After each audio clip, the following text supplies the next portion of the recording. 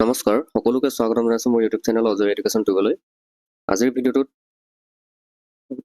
Mathematics ছেকশ্যনৰ সংখ্যা প্ৰণালী অৰ্থাৎ নাম্বাৰ ছিষ্টেমছৰ বেছিক কনচেপ্টছ আমি শিকিম আৰু ইয়াৰ লগত জড়িত থকা MCQবোৰ আমি কৰি যাম। গতিকে আহক ভিডিঅ'টো আমি আৰম্ভ কৰোঁ। আমি নাম্বাৰছৰ ভাগবিলাক আমি পাইছিলোঁ আগতে, সংখ্যাৰ বিভিন্ন ভাগ পাইছিলোঁ। প্ৰথম ভাগটো আমি স্বাভাৱিক সংখ্যা হিচাপে লৈছোঁ। স্বাভাৱিক সংখ্যা কাক বোলে? যিবিলাক নাম্বাৰছ আমাৰ 1, 2, 3 1ৰ পৰা ষ্টাৰ্ট হয়, তাৰমানে 1, 2, 3, 4, 5 আপ টু ইনফিনিটি। এইবিলাক যিবিলাক নাম্বাৰ এনেকৈ 1ৰ পৰা ষ্টাৰ্ট হয়, এই যি চিৰিজ, এই চিৰিজটোৱে হৈছে স্বাভাৱিক সংখ্যা। এই চিৰিজটোত থকা 1ৰ পৰা ষ্টাৰ্ট কৰি যিবিলাক আমি সংখ্যা পাম সেইবিলাক হৈছে স্বাভাৱিক সংখ্যা। স্বাভাৱিক সংখ্যা আৰু পূৰ্ণ সংখ্যাৰ মাজত ইমান এটা ডিফাৰেঞ্চ নাই। পূৰ্ণ সংখ্যাৰ চিৰিজটো আমাৰ 0ৰ পৰা ষ্টাৰ্ট হয়, 0, 1, 2, 3, 4, 5 এই চিৰিজটো হৈছে পূৰ্ণ সংখ্যাৰ চিৰিজ। পূৰ্ণ সংখ্যাত অকল 0টো বেছিকৈ থাকে। স্বাভাৱিক সংখ্যা 1ৰ পৰা আৰম্ভ হয় আৰু পূৰ্ণ সংখ্যা 0ৰ পৰা আৰম্ভ হয়। স্বাভাৱিক সংখ্যা ইংলিছত কি বুলি কয়? টাৰ্মছবিলাক মই অলপ ইংলিছত কৈ যাম। মোৰ বেকগ্ৰাউণ্ড মানে আছামিজ বেকগ্ৰাউণ্ডৰ পৰাই মই বিলং কৰোঁ, সেইকাৰণে মই কুৱেশ্যনবোৰ প্ৰায় আছামিজতে প্ৰিফাৰ কৰি আছোঁ। কিন্তু কমেণ্ট ছেকশ্যনত দেখা পাইছোঁ দুই এজনে কমেণ্ট কৰিছে যে কুৱেশ্যনবোৰ ইংলিছত হ'লে ভাল আছিল। তো নেক্সট ভিডিঅ'ৰ পৰা মই চেষ্টা কৰি যাম এই ভিডিঅ'ৰ কুৱেশ্যনবোৰ বাইলিংগুৱেল কৰিবলৈ। পূৰ্ণ সংখ্যাক আমি কি বুলি জানো? পূৰ্ণ সংখ্যাক হোল নাম্বাৰ বুলি কয়। তাৰপিছত আছিলে অখণ্ড সংখ্যা। অখণ্ড সংখ্যা মানে ইণ্টিজাৰ্ছ। অখণ্ড সংখ্যা কোনবিলাক হয়? 0, 1, 2, 3, 4, 5 এনেকৈ এইবোৰ অখণ্ড সংখ্যা। এইটো হৈছে সংখ্যা ৰেখাৰ সোঁফালে। আকৌ সংখ্যা ৰেখাৰ বাওঁফালেও থাকে নহয় সংখ্যা কিছুমান। -1 আহিব, তাৰপিছত -2 আহিব, -3, -4 এই এনেকৈ। অৰ্থাৎ আমি যদি এইটো এনেকৈ লিখোঁ 0, তাৰপিছত নেক্সট এইফালে হৈছে 1, এইফালে হৈছে -1, তাৰমানে +-1, এটা প্লাছ চিৰিজ, এটা মাইনাছ চিৰিজ, +-2, +-3 এনেকৈ যিটো চিৰিজ আমি পাম, এই চিৰিজটো হৈছে অখণ্ড সংখ্যাৰ সংহতি। তাৰমানে অখণ্ড সংখ্যাবিলাক 0, +-1, +-2, +-3 এইবিলাক অখণ্ড সংখ্যা, অৰ্থাৎ গোটা সংখ্যা। এইবিলাক গোটা সংখ্যা। ফ্ৰেকশ্যন এনেকুৱা পইণ্টত থকা সংখ্যা এটা অখণ্ড হ'ব নোৱাৰে। ছাপ'জ ধৰি ল'লোঁ 2.5, এই সংখ্যাটো অখণ্ড সংখ্যা নহয়। অখণ্ড সংখ্যা হ'বলৈ বস্তুটো গোটা হ'ব লাগিব। তাৰপিছত যুগ্ম আৰু অযুগ্ম সংখ্যা, এইটো পাইছোঁ আমি একেবাৰে চিম্পল অড এণ্ড ইভেন। যিবোৰ সংখ্যা পেয়াৰ হিচাপে থাকিব, জোৰ হিচাপে থকা সংখ্যাবোৰ যুগ্ম। 2, 4, 6, 8 এইবিলাক যুগ্ম। আৰু অযুগ্মবিলাক যিবিলাক আমি পেয়াৰ কৰিব নোৱাৰোঁ, মানে জোৰকৈ কৰিব নোৱাৰোঁ। 3টোক আমি কৰিব নোৱাৰোঁ। 1, 3, 5 এনেকুৱা এইবিলাক হৈছে অযুগ্ম সংখ্যা। তাৰপিছত আমি কি পাইছিলোঁ? মৌলিক সংখ্যা। মৌলিক সংখ্যা কাক কয়? এনেকুৱা কিছুমান নাম্বাৰছ আছে আমাৰ নাম্বাৰ ছিষ্টেমত। সেই নাম্বাৰছবিলাকৰ ফেক্টৰ মানে উৎপাদক মাত্ৰ সেই সংখ্যাটো আৰু 1। ছাপ'জ ধৰি ল'লোঁ আমি 2ৰ উৎপাদক কি? অনলি 2ক আমি কি বুলি লিখিব পাৰোঁ? অকল 2 পূৰণ 1 হিচাপে লিখিব পাৰোঁ। অৰ্থাৎ 2ৰ ফেক্টৰ অনলি সি নিজেই হয় আৰু 1 হয়। 1 হ'ব আৰু সি নিজে হ'ব। এনেকুৱা নাম্বাৰবিলাকক মৌলিক সংখ্যা বুলি কোৱা হয়। 3টো হয় মৌলিক সংখ্যা, ঠিক একেদৰে 5টো হয়, 7 হয়, 9 হয়, এইবিলাক হৈছে মৌলিক সংখ্যা। 9 নহয়, 9টোক আমি 9 into 1 বুলি লিখিব পাৰোঁ, আকৌ 9 into 3 বুলি লিখিব পাৰোঁ। গতিকে 9, 1 তাৰ বাহিৰে 9, 1ৰ বাহিৰে 3ও আছে। গতিকে এইটো 9টো মৌলিক সংখ্যা নহয়। ইয়াৰ পিছত 7ৰ পিছত 11 হয় মৌলিক সংখ্যা, 13 হয় মৌলিক সংখ্যা, এনেকৈ। তাৰপিছত যৌগিক সংখ্যাবিলাক হৈছে যাৰ উৎপাদক দুটাতকৈ অধিক থাকিব। দুটা মানে সেই যৌগিক সংখ্যাটো সি নিজে হ'ব। ছাপ'জ ধৰি ল'লোঁ 8, 8ৰ উৎপাদক 8 হয়, 1 হয়। কিন্তু তাৰ বাহিৰেও 2, 4 এইবিলাক আছে অন্য উৎপাদক 8ৰ। গতিকে এনেকুৱা 1 আৰু নিজে হোৱাৰ উপৰিও আৰু যদি বেলেগ উৎপাদক থাকে, তেনেকুৱা সংখ্যাবিলাকক যৌগিক সংখ্যা বুলি কোৱা হয়। আৰু মৌলিক সংখ্যা কি বুলি কোৱা হয়? প্ৰাইম নাম্বাৰ বুলি কোৱা হয়। আৰু যৌগিক সংখ্যাক কম্পজিট নাম্বাৰ বুলি কয়। কম্পজিট নাম্বাৰ সেইটোৱে যিবিলাক সংখ্যাৰ উৎপাদক সংখ্যাটো নিজেও হ'ব 1ও হ'ব তাৰ বাহিৰে আৰু বেলেগ যদি থাকে উৎপাদক তেনেকৈ সংখ্যাবিলাকক যৌগিক সংখ্যা বুলি কোৱা হয় আৰু মৌলিক সংখ্যাত অনলি দুটাহে থাকিব উৎপাদক মানে ফেক্টৰ দুটা থাকিব সংখ্যাটো সি নিজে হ'ব আৰু 1 এই দুটা ফেক্টৰ থাকিব প্ৰাইম নাম্বাৰবিলাকৰ নেক্সট হৈছে উৎপাদক মানে ফেক্টৰ আমি কেনেকৈ এক্সপ্ৰেছন কৰিব পাৰোঁ সাপোজ ধৰি ললোঁ 12টোক আমি 12 into 1 বুলি লিখিব পাৰোঁ তাৰপিছত আৰু কি বুলি লিখিব পাৰোঁ 12টোক 2 into 6 বুলি লিখিব পাৰোঁ তাৰপিছত 12ক আকৌ আমি কি লিখিব পাৰোঁ 3 into 4 বুলি লিখিব পাৰোঁ তাৰমানে যি নাম্বাৰছবিলাকেৰে সেই গিভেন নাম্বাৰটোক হৰণ যায় ডিভাইড কৰিব পাৰোঁ 12ক আমি 12ৰে ডিভাইড কৰিব পাৰোঁ 1ৰে ডিভাইড কৰিব পাৰোঁ 2ৰে ডিভাইড কৰিব পাৰোঁ 6ৰে ডিভাইড কৰিব পাৰোঁ 3ৰে ডিভাইড কৰিব পাৰোঁ 4ৰে ডিভাইড কৰিব পাৰোঁ 12ক গতিকে এই যি সংখ্যাৰে আমি ডিভাইড কৰি আছোঁ এই সংখ্যাবিলাকেই হৈছে উৎপাদক তাৰমানে ফেক্টৰ 12ৰ ফেক্টৰ ইয়াত আমি যিটো এক্সাম্পল লৈছিলোঁ ইয়াত 12ৰ উৎপাদক অৰ্থাৎ ফেক্টৰবিলাক কি হৈছে কি আছে 1 আছে 2 6 3 4 and 12 নেক্সট হৈছে গুণিতক মানে মাল্টিপল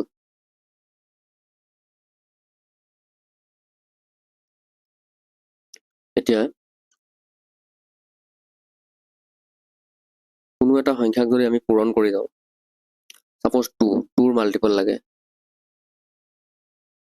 2ৰ মাল্টিপল 2ৰ গুণিতকবিলাক আমি 2ৰ টেবুলত কি পাই যাম আমি 2 পাম 4 6 8 10 12 এনেকৈ পাই গৈ থাকিম এইবিলাকে হৈছে 2ৰ মাল্টিপল ঠিক একেদৰে 3ৰ মাল্টিপল কি হ'ব 3ৰ উৎপাদকবিলাক 3ৰ গুণিতকবিলাক আমি 3 টেবলছত যিবিলাক পাই যাম সেইবিলাকে হ'ব 3ৰ মাল্টিপল 3 1 3 পিছত 6 9 12 15 এইবিলাক হৈছে 3 মাল্টিপল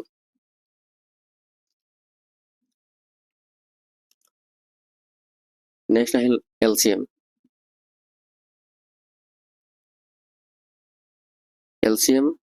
দুটা সংখ্যাৰ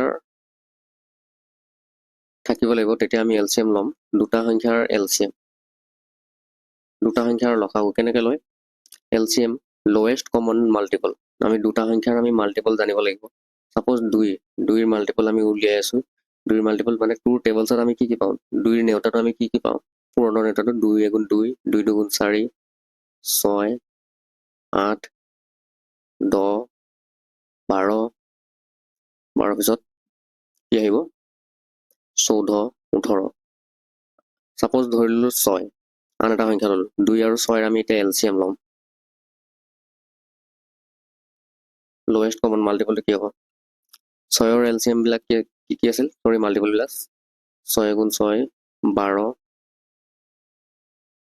18 তাৰপিছত কি আছে 24 ওলাই যাব এনেকৈ গৈ থাকিম এতিয়া লোৱেষ্ট কমন মাল্টিপল দুইটাতে থকা মাল্টিপল কি আছে লোৱেষ্ট আটাইতকৈ লোৱেষ্ট L মানে হৈছে লোৱেষ্ট অসমীয়াত কয় লঘিষ্ঠ সাধাৰণ গুণিতক লঘিষ্ঠ আটাইতকৈ সৰু কমন মাল্টিপল দুইটাতে থকা আটাইতকৈ সৰু বা আটাইতকৈ লওটো কি আছে 6 ইয়াতকৈ তলত আৰু দুইটাতে কমন নাই আৰু তো সেই 6টোৱে হ'ব 2 আৰু 6ৰ LCM এইটো হৈছে LCMৰ কনচেপ্ট নেক্সট আহিব গসাগু মানে HCF দুটা সংখ্যাৰ মাজত হায়েষ্ট কমন ফেক্টৰ দুটা সংখ্যা লৈছোঁ আমি 2 আৰু এটা সংখ্যা লৈছোঁ আমি 2 আৰু এটা ফেক্টৰ আৰু এটা সংখ্যা লৈছোঁ আমি সাপোজ ধৰি ললোঁ 8 তো 2ৰ ফেক্টৰবিলাক কি হয়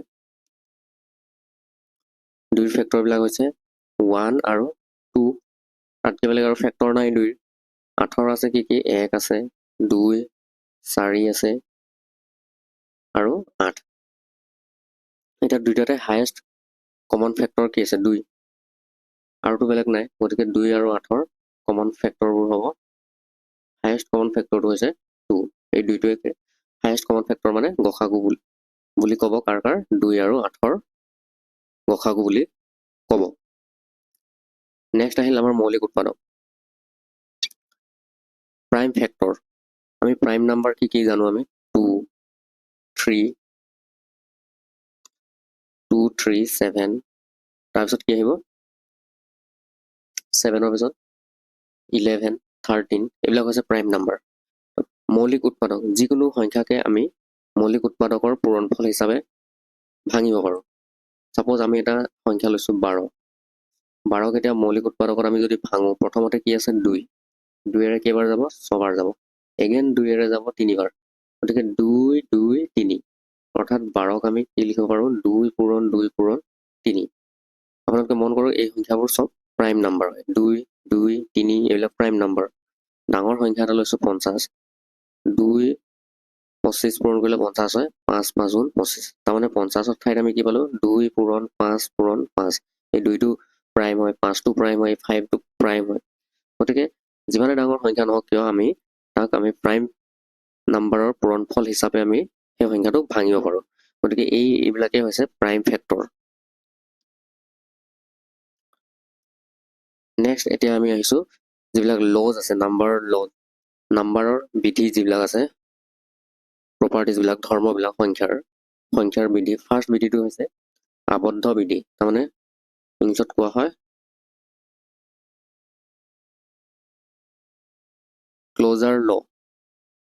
ক্লজাৰ ল বুলি কয় আবদ্ধ বিধি। আবদ্ধ বিধি অৰ্থ এইটোৱে যে দুটা যদি আমি পূৰ্ণ সংখ্যা বা স্বাভাৱিক সংখ্যা লওঁ, দুটা স্বাভাৱিক সংখ্যা যদি যোগ কৰোঁ, সাপোজ দুটা স্বাভাৱিক সংখ্যা এটা হৈছে 1 আৰু আনটো হৈছে 2, সেই দুটা সংখ্যা যদি আমি যোগ কৰোঁ 3, আন এটা স্বাভাৱিক সংখ্যা পাম। দুটা স্বাভাৱিক সংখ্যা যোগ কৰিলে বা পূৰণ যদি কৰোঁ 1 2 গুণ 2, সেই পূৰণ কৰিলেও স্বাভাৱিক সংখ্যাই পাম বা যোগ কৰিলে আন এটা স্বাভাৱিক সংখ্যাই পাম। সেইকাৰণে সেইটোকে কোৱা হয় আবদ্ধ বিধি। গতিকে আবদ্ধ বিধিবিলাক প্লাছ আৰু মাইনাছতহে প্লাছ আৰু যোগ আৰু পূৰণতহে মানে আবদ্ধ বিধিটো কাম কৰে, বিয়োগত কাম নকৰিব পাৰে। কাৰণ 2 আৰু 1 যদি লওঁ, 2ৰ পৰা 1 গ'লে 1 থাকে, ঠিক আছে, আমি এটা স্বাভাৱিক সংখ্যা পালোঁ। কিন্তু 1ৰ পৰা যদি আমি 2 বিয়োগ কৰি দিওঁ তেতিয়াহ'লে -1 হ'ব, কিন্তু সেই -1টো স্বাভাৱিক সংখ্যা নহয়। সেইকাৰণে বিয়োগ আৰু হৰণত এই আবদ্ধ বিধিটো ছাপোৰ্ট নকৰে। নেক্সট আমি আহিছোঁ নেক্সট ক্ৰম বিনিময় বিধিলৈ আহিছোঁ। ক্ৰম বিনিময় বিধি কাক বোলে? দুটা সংখ্যা যদি আমি যোগ কৰোঁ এনেদৰে, সেই সংখ্যাটোক আমি ওলোটাকৈ যোগ কৰিলেও সেই একে চেম সংখ্যাই পাম। তাৰমানে 2 + 3 3 + 2, তাৰমানে a + b যদি হয় b + aও সমান হ'ব। এইটোৱে হৈছে ক্ৰম বিনিময় বিধি। ঠিক একেদৰে পূৰণতো সেই একেই, a পূৰণ b যদি সমান হয় b পূৰণ aও সেই চেম ভেলুটোৱে ওলাব। গতিকে এই বিধিটোকে কোৱা হয় ক্ৰম বিনিময় বিধি। তাৰপিছত আমি পাইছিলোঁ সহযোগ বিধি, এছ'চিয়েটিভ ল'। ক্ৰম বিনিময় বিধিটোক কমিউটেটিভ ল'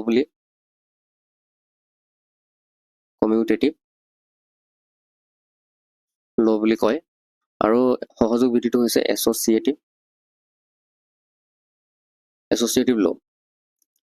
সহযোগ বিধি মানে তিনিটা নাম্বাৰ যদি আমি এনেকে যদি যোগ কৰিছোঁ, এতিয়া প্ৰথম দুটাত যদি ব্ৰেকেট থাকে, প্ৰথম দুটাত অৰ্থাৎ যোগ কৰি 3 নম্বৰটো যদি আমি যোগ কৰোঁ, তাৰ ভেলুটো কি হ'ব? সমান হ'ব। কাৰ লগত সমান হ'ব?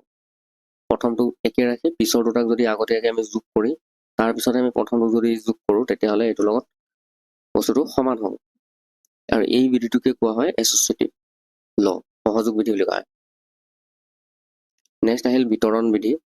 এটা এক্সাম্পল ইয়াত দিছোঁ সহযোগ বিধিৰ। ছাপোজ ধৰি ল'লোঁ 2 3 আৰু এইফালে 4 ল'লোঁ, তো 2 3 কিমান হ'ব? 5। প্ৰথমতে 5 হ'ল, এই ব্ৰেকেটত কামবিলাক আগত হ'ব, 5 আৰু এইফালে 4, 5 4 9। আমি যদি ব্ৰেকেটটো যদি 2ত নলৈ আমি যদি 3 আৰু 4 যদি প্ৰথম লওঁ, 2 হ'ব প্লাছ 3 4 7 আৰু 7 2 9, গতিকে দুইটাৰে ভেলু সমান হৈছে। গতিকে এই বিধিটোকে কোৱা হয় সহযোগ বিধি বুলি কোৱা হয়। তাৰপিছত আছে বিতৰণ বিধি। বিতৰণ বিধি হ'ল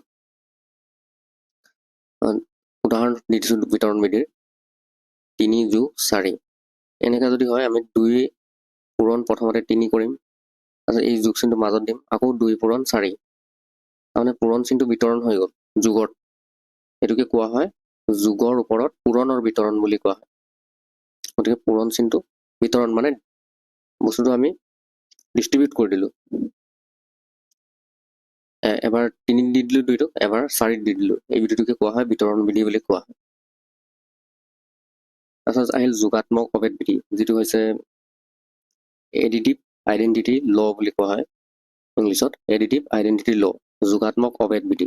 যোগাত্মক অভেদ বিধিয়ে কি বুজায়, যিকোনো সংখ্যাৰ লগত, চাপ'জ এই সংখ্যাটো হৈছে এ, তাৰ লগত যদি 0 যোগ কৰোঁ সেই সংখ্যাটোৱে হ'ব। উদাহৰণ হৈছে 1, 1ৰ লগত যদি 0 যোগ কৰোঁ 1 হ'ব, 2ৰ লগত 0 যদি যোগ কৰোঁ 2 হ'ব, মানে যাৰ লগতে নহওক যদি 0 যোগ কৰা সেই সংখ্যাটোকে পোৱা যায়। গতিকে এই বিধিটোকে কোৱা হয় যোগাত্মক অভেদ বিধি। আৰু এই যি 0, এই 0 শূন্যক কি বুলি কোৱা হয়, যোগাত্মক অভেদ বুলি কোৱা হয়। ঠিক একেদৰে গুণাত্মক অভেদ বিধি। গুণাত্মক অভেদ বিধি মানে মাল্টিপ্লিকেটিভ আইডেণ্টিটি ল বুলি কোৱা হয়। ইয়াত যিকোনো সংখ্যাৰ লগত 1 পূৰণ কৰিলে সেই সংখ্যাটোৱে হয়। এতিয়া ধৰি ল'লোঁ আমি 2ৰ লগত 1 পূৰণ কৰিলে 2 হ'ব, 3ৰ লগত 1 পূৰণ কৰিলে 3 হ'ব, মানে যিকোনো সংখ্যাৰ লগত 1 পূৰণ কৰিলে সেই সংখ্যাটোৱে হয়। গতিকে এই 1টোক কি বুলি কোৱা হয়, গুণাত্মক অভেদ বুলি কোৱা হয়। এই 1টোক কোৱা হ'ব গুণাত্মক অভেদ। তাৰপিছত আহিল অনন্যক। অনন্যক হৈছে ৰেচিপ্ৰকেল বুলি কয়। ৰেচিপ্ৰকেল অনন্যক। অনন্যক মানে কি, দুটা সংখ্যা পূৰণ কৰিলে যদি 1 হয় তেতিয়া সেইটোক বুলি কোৱা হয় অনন্যক। চাপ'জ 2ৰ লগত 2/3 যদি ল'লোঁ আমি, 2/3 লগত অনন্যক মানে কি তাৰ ওলোটাটো 3/2 হ'ব। যদি এইটো আমি যদি পূৰণ কৰোঁ 3, 3, 2, 2 কেঞ্চেল হৈ 1 থাকিব। গতিকে অনন্যকৰ কনচেপ্টটো এইটোৱে। 2ৰ যদি অনন্যক আমি বিচাৰোঁ, 2ৰ অনন্যক কি হ'ব, 1/2 হ'ব, কাৰণ 2 আৰু 1/2 পূৰণ কৰিলে 2, 2 কেঞ্চেল হৈ থাকিব 1। 3ৰ অনন্যক কি হ'ব, 3ৰ অনন্যক হ'ব 1/3। ঠিক একেদৰে 4ৰ অনন্যক হ'ব 1/4, 5ৰ অনন্যক হ'ব 1/5, 2/3ৰ অনন্যক হ'ব 3/2, বা 1/4ৰ অনন্যক হ'ব 4, এনেকুৱা ধৰণৰ। অনন্যকৰ কনচেপ্টটো হৈছে এইটোৱে যে দুটা সংখ্যা যদি পূৰণ কৰিলে 1 হয় তেতিয়াহ'লে সেইটোক কি বুলি কোৱা হয়, ৰেচিপ্ৰকেল বুলি কোৱা হয় বা অনন্যক বুলি কোৱা হয়। এটাৰ আনটোক অনন্যক বুলি কোৱা হয়। এতিয়া আমি কেইটামান MCQs কৰিম নাম্বাৰ চিষ্টেমছৰ। প্ৰথম কুৱেশ্যনটো হৈছে আটাইতকৈ সৰু স্বাভাৱিক সংখ্যাটো হ'ল। আটাইতকৈ সৰু স্বাভাৱিক সংখ্যা কোনটো, 2, -1, C, 1 আৰু D আছে অপশ্যন 0। ইয়াৰ শুদ্ধ উত্তৰটো হৈছে স্বাভাৱিক সংখ্যা আমাৰ 1ৰ পৰা ষ্টাৰ্ট হয়, গতিকে আটাইতকৈ সৰু স্বাভাৱিক সংখ্যাটো হৈছে 1। নেক্সট আহিল 2। কুৱেশ্যন নম্বৰ 2, তলৰ কোনটো সংখ্যাৰ অনন্যক নাই। অনন্যক মানে ৰেচিপ্ৰকেল নাই, তাৰমানে কোন দুটা সংখ্যা পূৰণ কৰিলে আমি 1 কেতিয়াও নাপাওঁ। 1ৰ লগত যদি আমি 1 পূৰণ কৰোঁ 1 পাম আমি। ঠিক একেদৰে 2ৰ লগত যদি 1/2 পূৰণ কৰোঁ তেতিয়াহ'লে আমি 1 পাম, 2 কেঞ্চেল কৰি 1 পাম। ঠিক একেদৰে -1ৰ লগত যদি আমি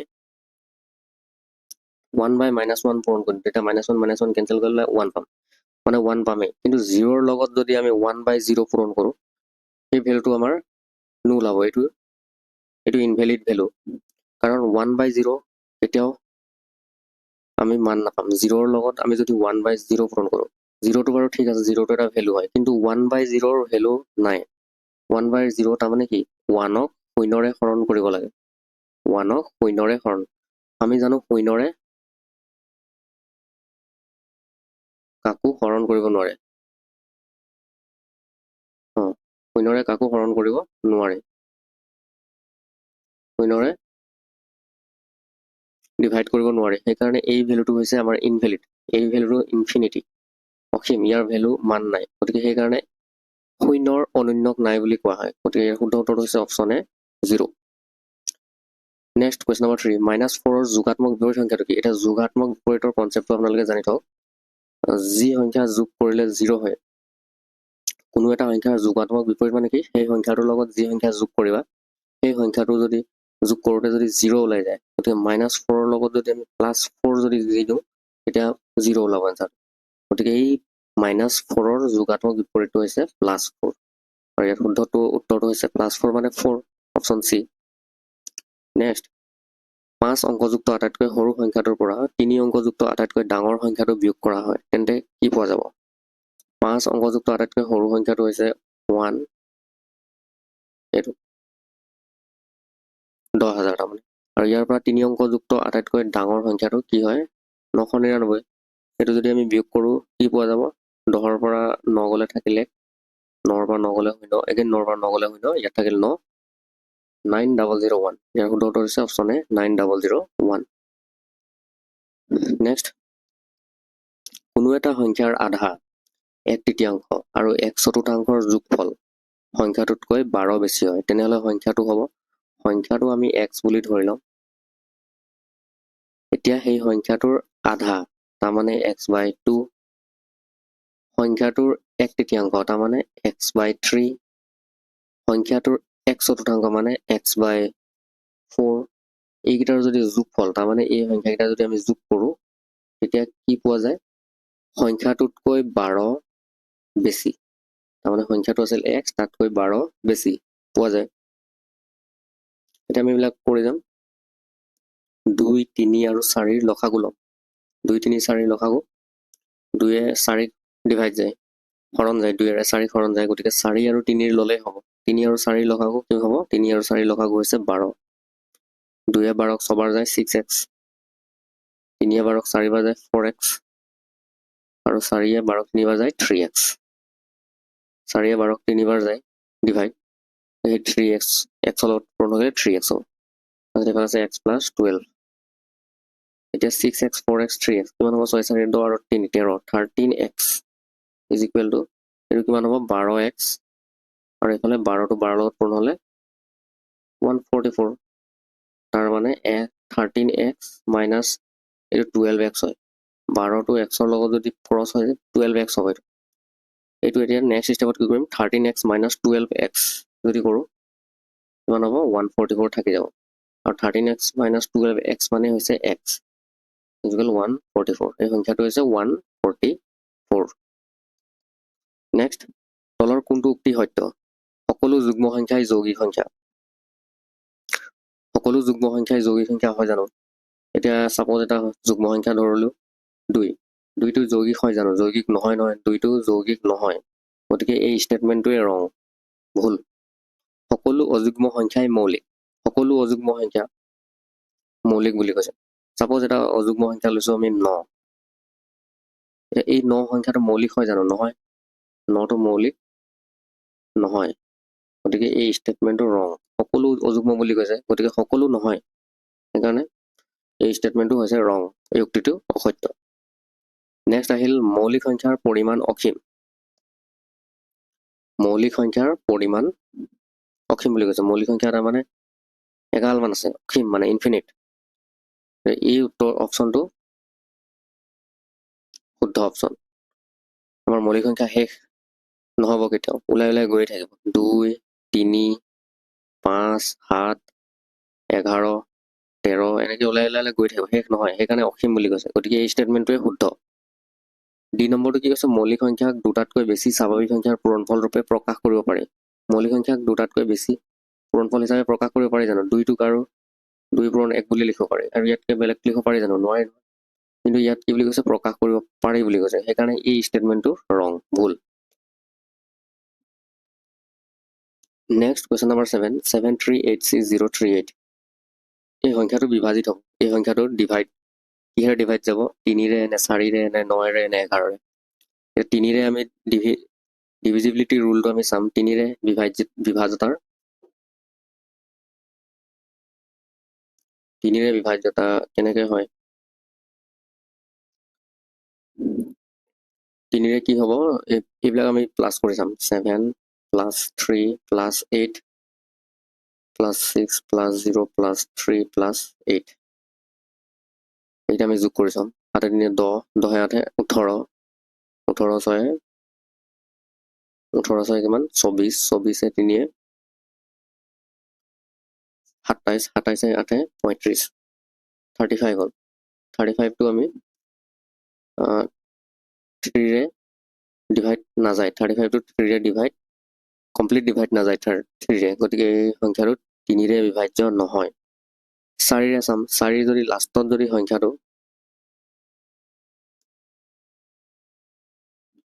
লাষ্টৰ দুটা সংখ্যা 4 ৰে যদি আমি চেক কৰি চাওঁ 4 ৰে কেনেকৈ চেক কৰিম এই লাষ্টৰ দুটা সংখ্যা কি আছে 38 38টো যদি 4 ৰে যায় তেতিয়াহ'লে গোটেই নাম্বাৰটো 4 ৰে ডিভাইড হ'ব 4 ৰে 38 ডিভাইড যায় নে কমপ্লিট নাযায় সেইকাৰণে এইটো 4 ৰেও ডিভাইড নহ'ব নেক্সট আমি 9 ৰে চাম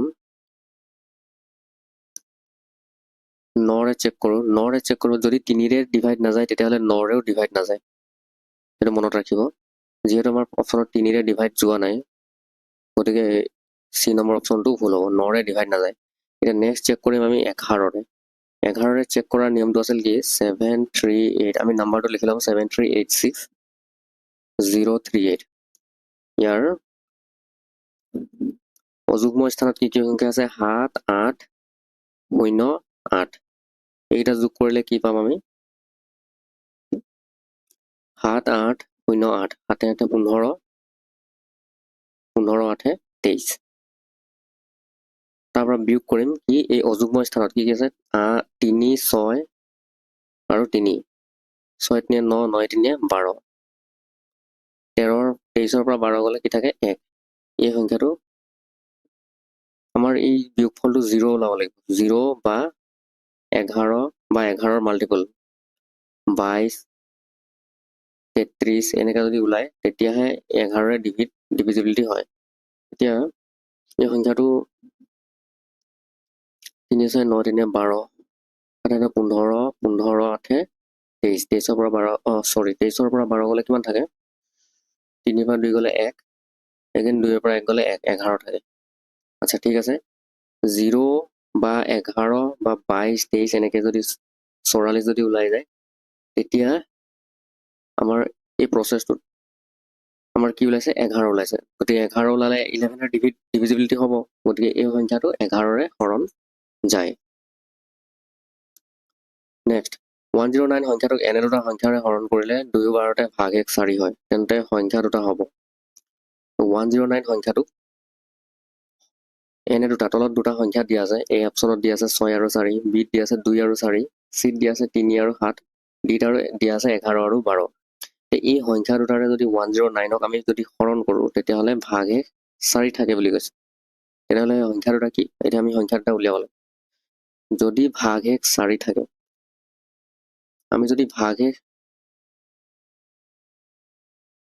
0 বনাই দিওঁ তেতিয়াহ'লে কি কৰিব লাগিব এই 4টো আমি মাইনাছ কৰি দিব লাগিব ভাগ 1 0 বনাব হ'লে ভাগ 1 শূন্য হ'লে কমপ্লিট হৰণ যাব আমি যদি উদাহৰণ লৈছোঁ 2 ৰে যদি 8ক ডিভাইড কৰোঁ 2 4 গুণ 8 তাৰমানে কমপ্লিট ডিভাইড গৈছে ভাগ 1 0 হৈ আছে ভাগ 1 শূন্য হোৱাৰ মতলব কি এই সংখ্যাটো কমপ্লিট ডিভাইড হ'ব কিন্তু ইয়াত আমাৰ অপশ্যনত ভাগ 1 4 হয় বুলি দিছিলে সেইকাৰণে আমি এই 4টোক নাইকিয়া কৰি দিম 4টোক নাইকিয়া কেনেকৈ কৰিম এই 109ৰ পৰা 4টো মাইনাছ কৰি দিলে কিমান থাকিব 105 গতিকে এই 105কে আমি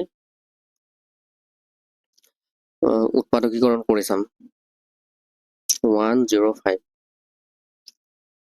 2 5 গুণ 5ৰে যাব 5 2 গুণ 10 5 গুণ 5 3 7 গুণ 21 কি পালোঁ আমি 5 3 আৰু 7 পালোঁ অৰ্থাৎ 105ক যদি 5ৰে হৰণ কৰোঁ ভাগ 1 শূন্য থাকিব 105ক যদি 3ৰে হৰণ কৰোঁ এই ভাগ 1 শূন্য থাকিব আৰু 105ক যদি 7ৰে হৰণ কৰোঁ ভাগ 1 শূন্যই থাকিব অৰ্থাৎ কমপ্লিট হৰণ যাব 105ক আৰু এই 5 3 7ৰে যদি এই 1ক যদি আমি হৰণ কৰোঁ তেতিয়া ভাগ 1 4 থাকিব গতিকে ইয়াৰ শুদ্ধ উত্তৰটো হৈছে 5 3 7 5 3 7 থকা অপশ্যন কোনটো আছে অপশ্যন চি 3 and 7 এইটো 3 আৰু 7 গতিকে ইয়াৰ শুদ্ধ উত্তৰটো হৈছে option C 3 and 7 next question number 9 তলৰ কোনটো সংখ্যা 3ৰে বিভাজ্য হয় আমি অলপ আগতে আলোচনা কৰিছিলোঁ 3ৰে বিভাজ্য কেনেদৰে হয় কোনোবা এটা সংখ্যা 3ৰে বিভাজ্য কেনেদৰে হ'ব আমি এই সংখ্যাবিলাক যোগ কৰিম 2 8 10 10 7 17 17 6 23 23 4 27 27 2 29 29 2 32 এই 32ক আমি 3ৰে যদি ডিভাইড কৰোঁ তেতিয়াহ'লে কি থাকে 8 থাকে গতিকে 3ৰে বিভাজ্য হয় গতিকে এই সংখ্যাটো 3ৰে বিভাজ্য হ'ব বাকিবিলাক চেক কৰি চাওঁ 9 8 17 17 6 23 23 6 29 29 9 38 38 3ৰে বিভাজ্য নহয় গতিকে এই নম্বৰটো 3ৰে বিভাজ্য নহয় বাকিবিলাকো চেক কৰোঁ 2 3 5 5 4 9 9 5 14 14 6 20 20 7 27 27 8 35 35কো 3ৰে ডিভাইড নাযায় কমপ্লিট ডিভাইড নাযায় গতিকে এইটো অপশ্যন ভুল নেক্সট 4 4 6 10 10 2 12 4 6 10 10 2 12 12কো 3ৰে ডিভাইড আচ্ছা ডিভাইড গৈছে গতিকে এই সংখ্যাটো 3ৰে ডিভাইড কমপ্লিট ডিভাইড গৈছে গতিকে এই সংখ্যাটো 3ৰে বিভাজ্য হয় মেবি মই অপশ্যনতে মিছটাইপ কৰিলোঁ যিকোনো এটা অপশ্যনহে শুদ্ধ হ'ব লাগিছিল ইয়াতে আমাৰ দুটা শুদ্ধ অপশ্যন ওলাই গ'ল এইটোকো 3ৰে চৰি 3 8 24 হে হয় এইটো মই ভুল কৰিলোঁ 32ক 3ৰে ডিভাইড নাযায় 32ক 3ৰে ডিভাইড নাযায় কমপ্লিট ডিভাইড নাযায় ডিভিজিবল নহয় গতিকে এই নাম্বাৰটো ডিভিজিবল নহয় গতিকে ইয়াৰ শুদ্ধ উত্তৰটো হ'ব অপশ্যন ডি শুদ্ধ উত্তৰ নেক্সট কুৱেশ্যন নম্বৰ 10 প্ৰথম 20টা অযুগ্ম সংখ্যাৰ যোগফল হ'ব প্ৰথম 20টা অযুগ্ম সংখ্যাৰ যোগফল হ'ব আমি অযুগ্ম সংখ্যাৰ যোগফল ওলোৱা ফৰ্মুলাটো আমি মনত ৰাখিব লাগিব প্ৰথম nটা অযুগ্ম সংখ্যাৰ যোগফল n স্কোৱাৰ হয় n স্কোৱাৰ গতিকে প্ৰথম 20টা বুলি কৈছে তাৰমানে 20 স্কোৱাৰ তাৰমানে 400 হ'ব প্ৰথম 20টা অযুগ্ম সংখ্যাৰ যোগ কৰিলে 400 হ'ব প্ৰথম 20টা অযুগ্ম সংখ্যা আপোনালোকে এনেকৈ লিখিব 1 + 3 + 7 3 + 5 + 7 + 9 + 11 + 13 + 15 + 17 + এনেদৰে প্ৰথম 20টা সংখ্যা মই ইয়াত কেইটা লিখিলোঁ 1 2 3 4 5 6 7 8 9 10টা এই 9টা সংখ্যাহে লিখিছোঁ এনেকৈ 20টা সংখ্যা যদি আমি যোগ কৰোঁ এনেকৈ পাতিলোঁ এইটো বহুত দীঘলীয়া এটা হিচাপ হৈ যাব সেইখিনি কৰাতকৈ আমি এই শ্বৰ্ট ফৰ্মেটটো আমি মনত ৰাখিব লাগিব শ্বৰ্ট ট্ৰিক্সটো প্ৰথম nটা অযুগ্ম সংখ্যাৰ যোগফল হৈছে n স্কোৱাৰ গতিকে n ৰ ঠাইত আমি 20 বহাই দিলোঁ 20 স্কোৱাৰ মানে 400 হ'ব ইয়াৰ লগতে আমি আৰু দুটা সিৰিজ আমি মনত ৰাখিব প্ৰথম nটা স্বাভাৱিক সংখ্যা প্ৰথম nটা স্বাভাৱিক সংখ্যাৰ যোগফল মোৰ হেণ্ডৰাইটিং অলপ বেয়া আপোনালোকে ডাইৰেক্ট নধৰিব আৰু প্ৰথম nটা স্বাভাৱিক সংখ্যাৰ যোগফল হৈছে n × n + 1/2 প্ৰথম nটা স্বাভাৱিক সংখ্যাৰ যোগফল হৈছে n × n + 1/2 আৰু প্ৰথম nটা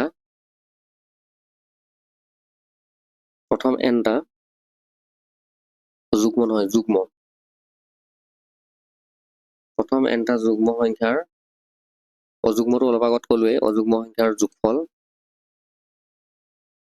n × n + 1 আৰু প্ৰথম nটা অযুগ্ম এইটো nটা বুলি লিখি দিওঁ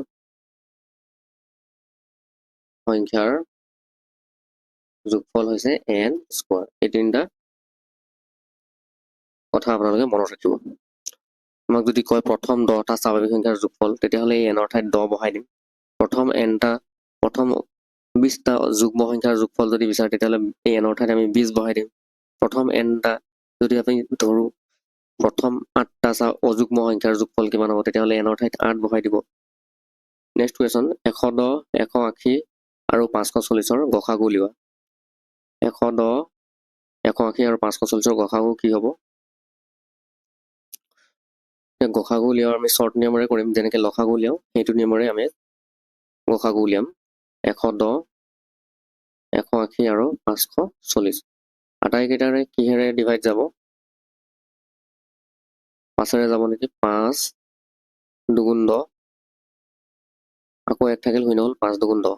ঠিক একেদৰে এইটো 5ৰে যাব, 5 3 15, 5 6 30। ঠিক একেদৰে এইটো 5ৰে যাব, 5 1 5, 5 0 0, 5 8 40। এগেইন কিহেৰে যাব এতিয়া? 2ৰে আমি যাব নেকি? 2 2 11 22, 2 18 36, 2 2 5 10, 2 4 8।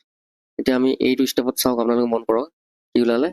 11 এটা মৌলিক সংখ্যা ওলাই গ'ল। গতিকে নেক্সট আৰু কাকো 11 18 আৰু 54ক কোনোৱে বেলেগ আৰু আন কোনোৱে সংখ্যাৰে 11 18 আৰু 54ক ডিভাইড নাযায়, কাৰণ 11টো মৌলিক সংখ্যা হয়। সেইবাবে 11 18 আৰু 54ক আন বাকী আৰু কোনো সংখ্যাৰে ডিভাইড নাযায়। সেইকাৰণে আমি গোটেইকেইটাক ডিভাইড যোৱাকৈ আমি দুটা ষ্টেপত, এটা ষ্টেপত 5 পালোঁ, এটা ষ্টেপত 2 পালোঁ। গতিকে এই যিখিনি পালোঁ 5 and 2, এই 5 and 2 যদি কৰোঁ তেতিয়াহ'লে কিমান? 10, আৰু এই 10টোৱে হৈছে গসাগু। আমি এইটো শ্বৰ্ট মেথডৰ গসাগুটো উলিয়াব পাৰিম। নেক্সট 2/3 আৰু 5/9ৰ গসাগু উলিয়াব দিছে। এনেকৈ যদি ভগ্নাংশৰ গসাগু উলিয়াব দিয়ে 2/3 আৰু 5/9ৰ গসাগু মানে HCF। গসাগু কি বুলি কয়? Highest common factor. তেনেহ'লে আমি কি কৰিব লাগিব? গসাগু কাৰ উলিয়াব লাগিব? প্ৰথমতে HCF কাৰ উলিয়াব লাগিব? 2 আৰু 5। ওপৰত 2 আছে আৰু 5 আছে, গতিকে 2 আৰু 5ৰ আমি HCF গসাগু ল'ব লাগিব। কিন্তু তলতো গসাগু ল'ব নোৱাৰিম আমি। তলত কি ল'ব লাগিব? আমি LCM ল'ব লাগিব। LCM অফ কাৰ 3 and 9, 3 আৰু 9। এতিয়া হায়েষ্ট কমন ফেক্টৰ 2 আৰু 5ৰ, 2 আৰু 5ৰ মাজত কিবা কমন আছেনে? নাই। গতিকে সেইটো কাৰণে আমি 1 বুলি লিখিম, নাথাকিলে 1 হ'ব। আৰু LCM 3 আৰু 9ৰ মাজত গসাগু কি হ'ব? 3ৰে 9 ডিভাইড যায়, গতিকে ডাঙৰ সংখ্যাটোৱে লসাগু হ'ব, LCM হ'ব। গতিকে 9টো হৈছে LCM। তাৰমানে কি পালোঁ? কাৰ গসাগু লাগে আমাক? গসাগু গৰিষ্ঠ সাধাৰণ উৎপাদক কাৰ লাগে? 2/3 আৰু 5/9। 2/3 আৰু 5/9ৰ কি পালোঁ আমি? আনচাৰ পালোঁ 1/9। ইয়াৰ শুদ্ধ উত্তৰটো হৈছে অপশ্যন C, 1/9। নেক্সট কুৱেশ্যন, 2/3 আৰু 5/9ৰ লসাগু হ'ব। 2/3 আৰু 5/9ৰ লসাগু, এইবাৰ লসাগু উলিয়াব দিছে। LCM লসাগু উলিয়াব দিছে, গতিকে ওপৰত আমি লসাগু ল'ম। লসাগু উলিয়াব দিলে কেৱল ওপৰতহে লসাগু ল'ম। ওপৰত কি আছে? ল'বকেইটা 2 আৰু 5 আছে, কিন্তু তলত এইবাৰ HCF ল'ব লাগিব, উৎপাদক গসাগু ল'ব লাগিব। কাৰ 3 আৰু 9, 3 আৰু 9ৰ গসাগু ল'ব লাগিব। এনচাৰ LCM 2 আৰু 5ৰ LCM, 2ৰে 5কো হৰণ নাযায়, 5ৰে 2কো হৰণ নাযায়, গতিকে 2 আৰু 5 পূৰণ কৰি দিলে কিমান হ'ব? 10। গতিকে LCM 2 আৰু 5ৰ LCM হৈছে 10, আৰু HCF 3 আৰু 9, 3ৰে 9 ডিভাইড যায়। যদি এটাই আনটোক যদি ডিভাইড যায় তেতিয়াহ'লে আটাইতকৈ সৰু সংখ্যাটোৱে হ'ব সিহঁতৰ HCF। 3 আৰু 9ৰ মাজত সৰু কোন আছে? 3, গতিকে 3টোৱে হৈছে HCF। গতিকে 10/3টোৱে হৈছে এই 2/3 আৰু 5/9ৰ লসাগু। কি হৈছে? 2/3 আৰু 5/9ৰ লসাগু হৈছে কি? 10/3। অপশ্যনত আছেনে 10/3? ডিটো শুদ্ধ উত্তৰ। আজিৰ ভিডিঅ'টোৰ শেষৰ প্ৰশ্নটোলৈ আহিছোঁ। Question number 15। দুটা সংখ্যাৰ অনুপাত 4:5 আৰু সংখ্যা দুটাৰ গসাগু 3 হ'লে সংখ্যা দুটা হ'ব।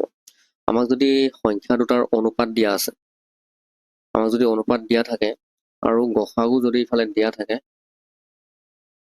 গসাগু আমাক 3 দিয়া আছে, তেনে ক্ষেত্ৰত আমি এই সংখ্যা দুটাক 4x 5x বুলি ধৰি ল'লে আমাৰ বহুত দীঘলীয়া হ'ব অংকটো। সংখ্যা দুটাক যদি আমি 4x, এই 4 চাই 4x আৰু এই 5 অনুপাতটো চাই 5x যদি ধৰি লওঁ সংখ্যা দুটা, তেতিয়া আমাৰ দীঘলীয়া হৈ যাব। ইয়াৰ শ্বৰ্ট মেথডটো হৈছে, যদি সংখ্যা দুটাৰ অনুপাত 4:5 হয় আৰু গসাগু, সেই সংখ্যা দুটাৰ গসাগু যদি 3 হয়, তেতিয়া বা গসাগু দিয়া থাকে, ৰেচিঅ' আৰু গসাগু দিয়া থাকিলে আমি গসাগুটো পূৰণ কৰি দিব লাগিব। 4 3 গুণ 12, 5 3 গুণ 15। এই 12 আৰু 15 হৈছে সেই সংখ্যা দুটা আমি যি প্ৰশ্নটোত বিচাৰিছে সংখ্যা দুটা হ'ব বুলি কৈছে যে এই 12 আৰু 15 সেই সংখ্যা দুটা ইয়াৰ শুদ্ধ উত্তৰটো হৈছে অপশ্যন বি 12 and 15 বন্ধুসকল ভিডিঅ'টো আজিলৈ ইমানেই ভিডিঅ'টো শেষৰলৈকে চোৱাৰ বাবে অশেষ ধন্যবাদ থাকিল এনেকুৱা ধৰণৰ ভিডিঅ' পাই থাকিব হ'লে চেনেলটো ছাবস্ক্ৰাইব কৰি বেল আইকনটো প্ৰেছ কৰি ল'ব আৰু বন্ধু বান্ধৱীসকল লগত শ্বেয়াৰ কৰিবলৈ নাপাহৰিব আগলৈ এনেকুৱা ভিডিঅ' আৰু আহি থাকিব সকলোৱে ভালদৰে প্ৰিপাৰেশ্যন কৰক